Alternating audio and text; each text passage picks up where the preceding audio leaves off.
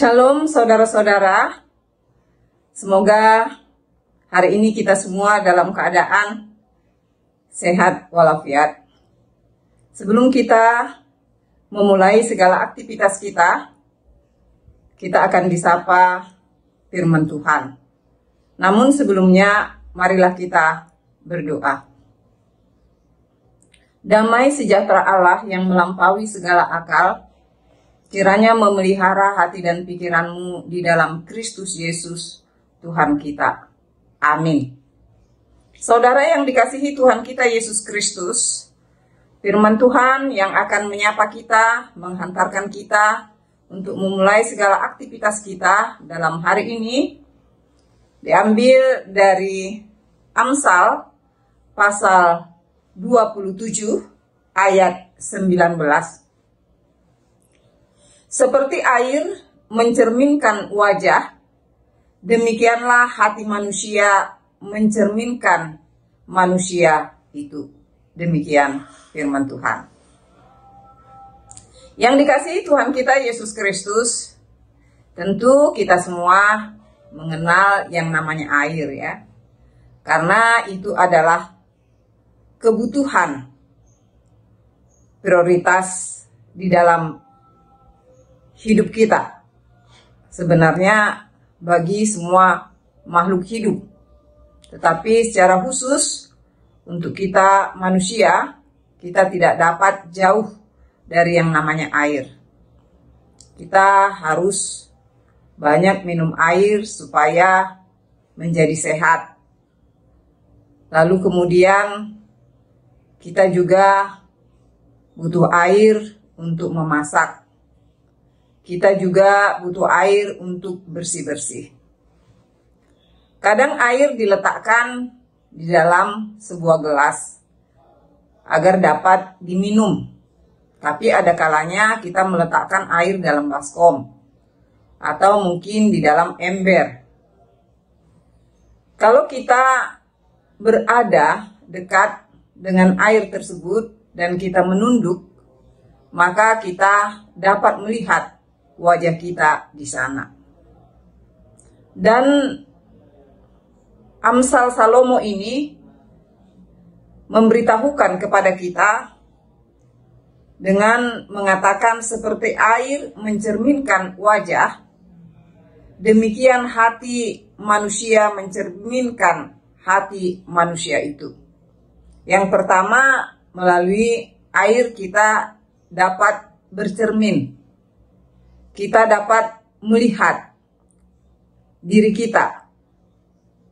Dan yang kedua, dikatakan di sini hati manusia itu mencerminkan manusia. Hati manusia itu mencerminkan manusia itu sendiri. Saudara yang dikasihi Tuhan kita Yesus Kristus, kalau kita berbicara tentang hati, tentu kita semua tidak akan dapat mengetahui isi hati orang lain. Meskipun itu orang yang terdekat dengan kita. Karena bisa saja apa yang dia ucapkan berbeda dengan isi hatinya. Itulah sebabnya ada sebuah lagu yang mengatakan, lain di bibir, lain di hati. Saudara yang dikasihi Tuhan kita Yesus Kristus, namun sebagai manusia kita hanya dapat menilai seseorang hanya dari luarnya saja. Dan sering sekali kita menilai perbuatan luar ini berhubungan dengan hati manusia, walaupun tidak selalu itu pasti. Misalnya manusia melakukan hal yang baik, maka kita mengatakan bahwa dia memiliki hati yang baik. Dan kalau manusia itu cenderung melakukan hal yang jahat, kita mengatakan bahwa dia memiliki hati yang jahat. Hanya sebatas itu yang dapat kita berikan penilaian terhadap hati seseorang. Tetapi saudara yang dikasihi Tuhan kita Yesus Kristus, setelah manusia jatuh ke dalam dosa, hati manusia cenderung untuk melakukan hal yang jahat, cenderung untuk jatuh ke dalam perbuatan-perbuatan yang salah. Sekali lagi saya mau mengatakan, tidak seorang pun yang mengetahui tentang hati sesamanya manusia. Kita hanya dapat menilai luarnya saja. Kalau begitu, siapa yang dapat mengetahui tentang hati manusia itu? Yang dapat mengetahui hati manusia hanyalah Allah saja. Dia yang menciptakan kita manusia. Dan dia mengetahui tentang hati kita. Itulah sebabnya dikatakan pada Yeremia 17 ayat 10a, Aku Tuhan menyelidiki hati manusia yang menguji batin.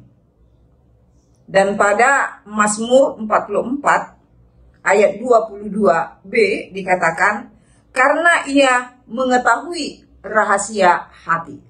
Jadi hanya Tuhan saja yang mengetahui tentang hati kita. Itulah sebabnya pada saat kita merasa seseorang adalah seorang yang sangat baik, tapi ada kalanya kita kecewa. Kecewa bagaimana? Karena ternyata di satu waktu kita menyaksikan dia melakukan sesuatu yang jahat. Kita mengatakan, aduh, saya tidak pernah menyangka kalau dia ternyata seperti itu. Karena kita tidak mengetahui tentang hati manusia.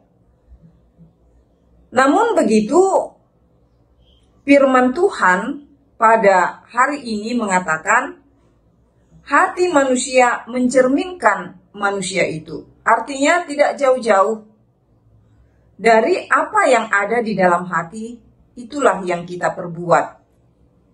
Kalau hati kita memiliki hal yang baik, maka kita akan mengucapkan hal-hal yang baik. Sebaliknya kalau hati kita jahat, maka kita akan melakukan hal-hal yang jahat. Kalau hati itu dapat mencerminkan manusia itu sendiri, berarti penilaian kita tentang seseorang tidak jauh-jauh amat sebenarnya. Kita menyebut orang baik karena dia banyak melakukan hal yang baik. Kita menyebut orang jahat karena dia banyak melakukan hal yang jahat. Tapi bisa juga melenceng, kira-kira seperti itu. Karena kita hanya melihat luarnya saja, hanya Tuhan yang mengetahui tentang isi hati kita.